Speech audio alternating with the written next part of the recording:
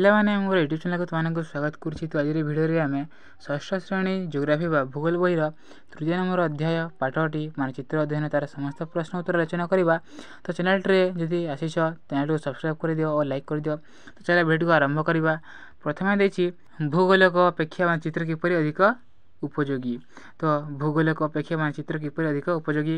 ଉତ୍ତର ଭୂଗୋଳକ ପୃଥିବୀର ଏକ ପ୍ରତିରୂପ। ଭୂଗୋଳକ ହେଉଛି ପୃଥିବୀର ଏକ ପ୍ରତିରୂପ। ଏଥିରୁ ପୃଥିବୀର ବିଭିନ୍ନ ମହାଦେଶ ମହାସାଗରର ଅବସ୍ଥିତି ଆକାର ଆକୃତି ସମ୍ବନ୍ଧରେ ଧାରଣା କରିହୁଏ। ମାତ୍ର ବିଶାଳ ପୃଥିବୀ ତୁଳନାରେ ଏହା ଅନେକ ଛୋଟ ହୋଇଥାଏ ହେଲା ଗ୍ଲୋବ୍। ଫଳରେ ଛୋଟ ସ୍ଥାନଗୁଡ଼ିକର ସବିଶେଷ ତଥ୍ୟ ଏଥିରୁ ମିଳିପାରେ ନାହିଁ। ଛୋଟ ତଥା ବଡ଼ ଅଞ୍ଚଳ ପାଇଁ ବିଭିନ୍ନ ମାନର ମାନଚିତ୍ର ପ୍ରସ୍ତୁତ କରାଯାଇଥାଏ। ମାନଚିତ୍ରରେ ସମଗ୍ର ପୃଥିବୀ ଅଥବା ଏହାର ଅଂଶକୁ ଏକ ସମତଳ କାଗଜ ଉପରେ ଏକ ନିର୍ଦ୍ଦିଷ୍ଟ ମାନରେ ଦର୍ଶାଯାଇଥାଏ। ତ ଗ୍ଲୋବ୍ରେ ସମଗ୍ର ପୃଥିବୀର ଅଂଶକୁ ଏକ ସମତଳ କାଗଜ ଉପରେ ଏକ ନିର୍ଦ୍ଦିଷ୍ଟ ମାନରେ ଦର୍ଶାଯାଇଥାଏ। ତେଣୁ ଭୂଗୋଳକ ଅପେକ୍ଷା ମାନଚିତ୍ର ଅଧିକ ଉପଯୋଗୀ ହୋଇଥାଏ। ଫଳରେ ମାନଚିତ୍ରରୁ ବିଭିନ୍ନ ଅଞ୍ଚଳର ସବିଶେଷ ତଥ୍ୟ ମିଳିଥାଏ। ପୁନଶ୍ଚ ଏହାକୁ ଯେକୌଣସି ସ୍ଥାନକୁ ସହଜରେ ନେଇ ହୁଏ। ପ୍ରଶ୍ନ ନମ୍ବର 2 ଦେଇଛି ମାନ କହିଲେ କ'ଣ ବୁଝ। ଉତ୍ତର ପୃଥିବୀ ପୃଷ୍ଠର ଦୁଇଟି ସ୍ଥାନର ପ୍ରକୃତ ଦୂରତା ଏବଂ ମାନଚିତ୍ର ଉପରେ ଥିବା ସ୍ଥାନ ଦୁଇଟିର ଦୂରତାର ଅନୁପାତକୁ ମାନ କୁହାଯାଏ। କାହାକୁ କୁହାଯାଏ? ପୃଥିବୀ ପୃଷ୍ଠର ଦୁଇଟି ସ୍ଥାନର ପ୍ରକୃତ ଦୂରତା ଏବଂ ମାନଚିତ୍ର ଉପରେ ଥିବା ସ୍ଥାନ ଦୁଇଟିର ଦୂରତାକୁ ଅନୁପାତକୁ ମାନ କୁହାଯାଏ। ପ୍ରଶ୍ନ ନମ୍ବର 3 ଦେଇଛି ମାନଚିତ୍ରରେ ଥିବା ମୁଖ୍ୟ ଦିଗ ଓ ମଧ୍ୟବର୍ତ୍ତୀ ଦିଗ ଗୁଡ଼ିକର ନାମ ଲେଖ।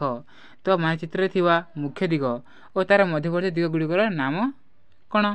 ଉତ୍ତର ହୋଇଯିବ ମାନଚିତ୍ରର ଉପରି ଭାଗ ଉତ୍ତର ଦିଗ ଓ ନିମ୍ନ ଭାଗର ଦକ୍ଷିଣ ଦିଗ ଅଟେ। ତ ମାନଚିତ୍ରରେ ଥିବା ଉପରି ଭାଗ ଉତ୍ତର ଦିଗ କୁହାଯାଏ ଓ ତା'ର ତଳ ଭାଗକୁ ଦକ୍ଷିଣ ଦିଗ କୁହାଯାଏ। ମାନଚିତ୍ର ଆଡ଼କୁ ମୁହଁ କରି ଛିଡ଼ା ହେଲେ ଡାହାଣ ହାତ ଆଡ଼କୁ ପୂର୍ବ ଦିଗ ଏବଂ ବାମ ହାତ ଆଡ଼କୁ ପଶ୍ଚିମ ଦିଗ ହୋଇଥାଏ। ତ ମାନଚିତ୍ର ଆଡ଼କୁ ମୁହଁ କରି ଛିଡ଼ା ହେବା ତାହେଲେ ଡାହାଣ ଆଡ଼କୁ ପୂର୍ବ ଦିଗ ହେବ ଏବଂ ବାମ ହାତ ଆଡ଼କୁ ପଶ୍ଚିମ ଦିଗ ହୋଇଯିବ। ସୁତରାଂ ଉତ୍ତର ଦକ୍ଷିଣ ପୂର୍ବ ଓ ପଶ୍ଚିମ ହେଉଛି ମାନଚିତ୍ରର 4ଟି ମୁଖ୍ୟ ଦିଗ। ଏହି ମୁଖ୍ୟ ଦିଗ ଗୁଡ଼ିକର ଆଉ 4ଟି ମଧ୍ୟବର୍ତ୍ତୀ ଦିଗ ରହିଛି। ତ ଏହି ପୂର୍ବ ପଶ୍ଚିମ ଉତ୍ତର ଦକ୍ଷିଣ ଦିଗ ଗୁଡ଼ିକର 4ଟି ମଧ୍ୟବର୍ତ୍ତୀ ଦିଗ ରହିଛି। ସେଗୁଡ଼ିକ ହେଲା ଉତ୍ତର ପୂର୍ବ ଈଶାନ୍ୟ, ଦକ୍ଷିଣ ପୂର୍ବ ଅଗ୍ନି, ଦକ୍ଷିଣ ପଶ୍ଚିମ ନୈଋତ୍ୟ ଏବଂ ଉତ୍ତର ପଶ୍ଚିମ ବାୟୁ। ଯେକୌଣସି ସ୍ଥାନର ସଠିକ୍ ଅବସ୍ଥିତି ଦର୍ଶାଇବା ପାଇଁ ଏହି ମଧ୍ୟବର୍ତ୍ତୀ ଦିଗ ଗୁଡ଼ିକ ଯଥେଷ୍ଟ ସାହାଯ୍ୟ ହୋଇଥାଏ। ତ ପ୍ରଶ୍ନ ନମ୍ବର 4କୁ ଯିବା। ପ୍ରଶ୍ନ ନମ୍ବର 4 ଦେଇଛି ମାନଚିତ୍ରର 3ଟି ମୌଳିକ ବୈଶିଷ୍ଟ୍ୟ କ'ଣ? ମାନଚିତ୍ରର 3ଟି ମୌଳିକ ବୈଶିଷ୍ଟ୍ୟ କ'ଣ?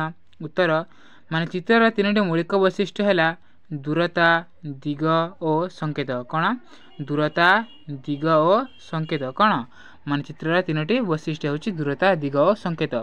ପ୍ରଶ୍ନ ନମ୍ବର 5ରେ ଦେଇଛି କେଉଁ ମାନ ବିଶିଷ୍ଟ ମାନଚିତ୍ର ସବିଶେଷ ବିବରଣୀ ଦେଇଥାଏ। ତ କେଉଁ ମାନଚିତ୍ର ସବିଶେଷ ବିବରଣୀ ଦେଇଥାଏ?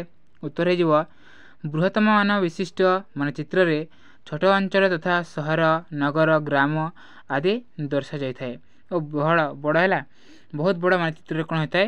ସବୁ ଜିନିଷ ଦେଇଥାଏ। ଛୋଟ ଅଞ୍ଚଳ ତଥା ସହର, ନଗର, ଗ୍ରାମ ଆଦି ସବୁ ଦେଖାଯାଇଥାଏ। ସେଥିରେ ଚିତ୍ର ମାଧ୍ୟମରେ ଦେଖାଯାଇଥାଏ।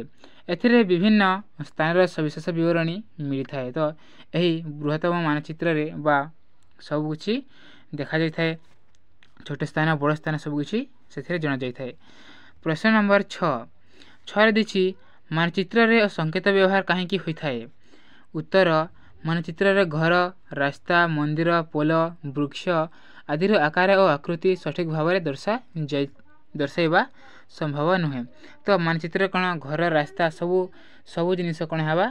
ସବୁ ଜିନିଷ ପୋଲ, ବୃକ୍ଷ ଆଦିର ଆକାର ଓ ଆକୃତି ସଠିକ୍ ଭାବରେ ଦର୍ଶାଯିବା ସମ୍ଭବ ନୁହେଁ।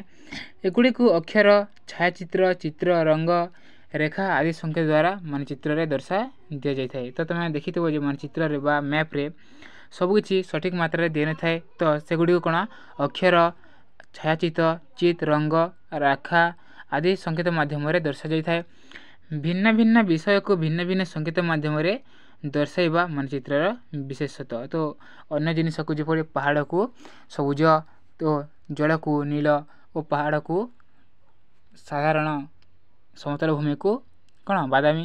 ସେହିପରି ବିଭିନ୍ନ ସଂକେତ ଭିନ୍ନ ଭିନ୍ନ ବିଷୟକୁ ଭିନ୍ନ ଭିନ୍ନ ସଂକେତ ମାଧ୍ୟମରେ ମାନଚିତ୍ରରେ ଦର୍ଶାଯାଇଥାଏ। ଏବେ ପ୍ରଶ୍ନ ନମ୍ବର ଯିବା। ପ୍ରଶ୍ନ ନମ୍ବର 7ରେ ଦେଇଛି କ ସ୍ତମ୍ଭରେ ଥିବା ରଙ୍ଗଗୁଡ଼ିକୁ ଖ ସ୍ତମ୍ଭରେ ଥିବା ଭୂମି ରୂପ ସହିତ ଯୋଡ଼।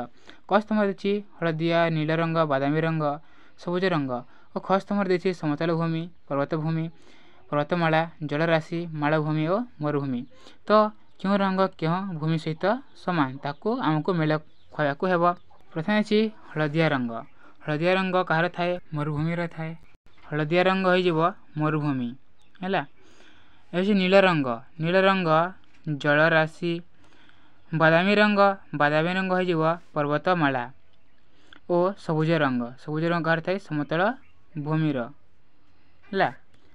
ଏବେ ଦେଇଛି ପ୍ରଶ୍ନ ନମ୍ବର 8। ପ୍ରଶ୍ନ ନମ୍ବର 8 ହେଉଛି ଶେଷ ନମ୍ବର। ପ୍ରଶ୍ନ ନମ୍ବର 8ରେ ଦେଇଛି ନିମ୍ନରେ ପ୍ରଦତ୍ତ ପ୍ରତ୍ୟେକ ପ୍ରଶ୍ନ ପାଇଁ 3ଟି ସମ୍ଭାବ୍ୟ ଉତ୍ତର ଦିଆଯାଇଛି। ସଠିକ୍ ଉତ୍ତରଟି ବାଛି ଲେଖ।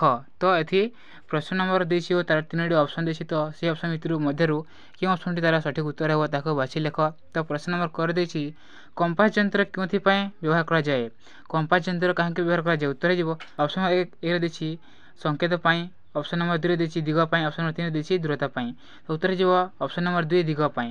କମ୍ପାସ ଯନ୍ତ୍ର ଦିଗ ପାଇଁ ବ୍ୟବହାର କରାଯାଏ। ପ୍ରଶ୍ନ ନମ୍ବର ଖରେ ଦେଇଛି କେଉଁ ମାନଚିତ୍ରରେ ଦେଶ ମଧ୍ୟରେ ଥିବା ସୀମା ଦର୍ଶାଇଥାଏ? କେଉଁ ମାନଚିତ୍ରରେ ଦେଶ ମଧ୍ୟରେ ଥିବା ସୀମା ଦର୍ଶାଇଥାଏ? ଅପସନ୍ ନମ୍ବର 1ରେ ଦେଇଛି ରାଜନୀତି, ଅପସନ୍ ନମ୍ବର 2ରେ ଦେଇଛି ପ୍ରାକୃତିକ, ଅପସନ୍ ନମ୍ବର 3ରେ ଦେଇଛି ତଥ୍ୟଭିତ୍ତିକ, ଅପସନ୍ ନମ୍ବର 1 ରାଜନୀତିକ ହେଲା। ରାଜନୀତିକ ମାନଚିତ୍ରରେ ଦେଶ ମଧ୍ୟରେ ଥିବା ସୀମା ଦର୍ଶାଯାଇଥାଏ। ଏବେ ଦେଇଛି ପ୍ରଶ୍ନ ନମ୍ବର ଗ କେଉଁଥିରେ ମାନ ବ୍ୟବହାର କରାଯାଇଥାଏ? ମାନ କେଉଁଥିରେ ବ୍ୟବହାର କରାଯାଇଥାଏ? ଅପସନ୍ ନମ୍ବରରେ ଦେଇଛି ରେଖାଚିତ୍ର, ଅପସନ୍ ନମ୍ବର 2ରେ ଦେଇଛି ମାନଚିତ୍ର, ଅପସନ୍ ନମ୍ବର 3 ଦେଇଛି ସଂକେତ। ଉତ୍ତର ହୋଇଯିବ ମାନଚିତ୍ରରେ ମାନ ବ୍ୟବହାର କରାଯାଇଥାଏ।